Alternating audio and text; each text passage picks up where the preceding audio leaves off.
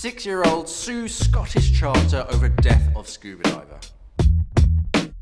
Now 6-year-old Vincent Warner lost his dad Lex on a scuba diving trip in 2012 when Vincent was only a few months old. Vincent has now been given the right to sue the company Scapa Flow Charters over his father's death, reversing a previous decision in the Scottish courts. So this is an awful story, but what happens that ill-fated day? So mid-August 2012, Lex's dive team Dark Star had chartered MV Jean Elaine, which is a vessel operated by Scapa Flow Charters. Dark Star was planning a deep dive on a deep unexplored wreck around 100 meters down. The skipper of the boat originally recommends that the divers call it off due to bad weather, but the weather improved and he gave the green light. The divers kit up fully, go through their checks and aim to hit the water in very quick succession to keep their deco as similar as possible.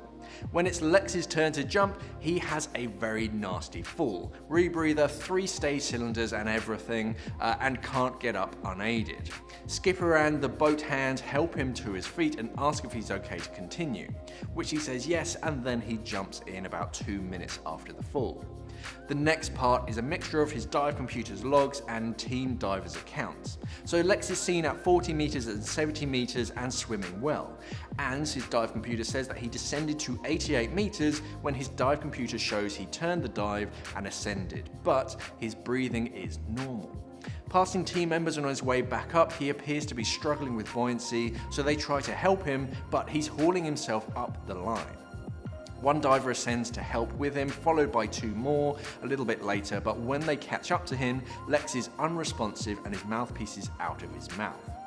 The team divers work quickly to regain Lex's buoyancy and get a mouthpiece back in his mouth, but the only way to get him up is to attach a lift bag and send him up alone. Lex is rushed to hospital and declared dead the same day. After this, there is a lot of confusion and very poor management that has left his family in limbo. His partner Debbie wasn't informed that he had died until the next day, and his official cause of death is disputed, with one medical examiner reporting that he died from injuries inconsistent with diving, but the Marine Accident Investigation Branch said that Lex died from decompression sickness from the rapid ascent.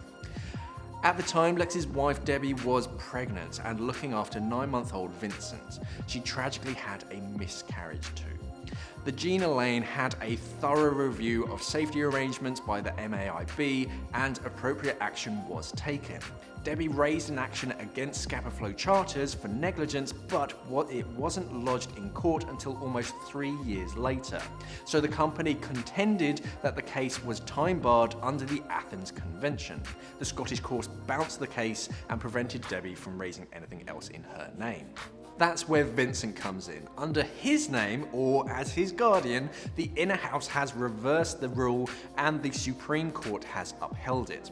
There are so many miscommunications and mixed facts that the family that Lex has left behind has little to no idea what actually happened. They've been told 3 different locations to where he died from 3 different agencies, and his equipment hasn't even gone back to them, so they really just would like some closure and some answers.